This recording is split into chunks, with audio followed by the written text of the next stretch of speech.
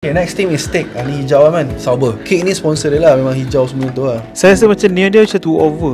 Warna neon ni good as accent macam pada Aston Martin tu kan. You don't use it like 50%. Modern, yeah, exactly. Yelah, macam saya cakap tadi, dia tak boleh buat apa sebab cake tu apa, memang itu adalah colour dia lah. Saya rasa logo for machinery, logo-logo yang bersifat script ni always stand out lah. Dia nampak nice kan. Tapi I think dari sudut balance tu ada bentuk handwriting yang lebih cantik kot. Tapi better than Williams lah kalau penyusunan sponsor dia tu kan. Jadi macam mana yang Red Bull Visa tu nombor 9, so steak nombor 8. Haas. Okay, ni team American dia ada campur dengan MoneyGram dan sebagainya. Ni lah yang macam tadi, dia punya base putih lah. Ni nice kat lah colour dia, hitam, merah, putih. Tahun ni bagi saya okay, kemas sikit. Saya tak tahu kenapa, saya rasa macam nothing special sikit lah team ni. Dari sudut design kereta, colour dia nampak mesra dan serasi, lebih konsisten daripada even Red Bull. Saya tak kata Red Bull tak cantik, betul. Tapi saya rasa dari sudut the distribution of colour itself, saya rasa everything cukup ni sikit. Macam William tu saya rasa lagi off, lagi ni lagi better daripada William lah. Itu je lah yang saya rasa win. Yang lain tu biasa je lah kan.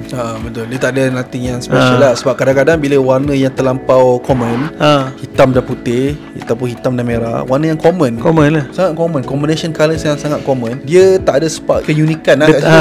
Khas nombor 7. Khas nombor 7 Sebab saya rasa dia macam biasa. Dia okay distribution dia, tapi saya rasa dia macam dia tak memorable. Dia macam lalu je mata tu.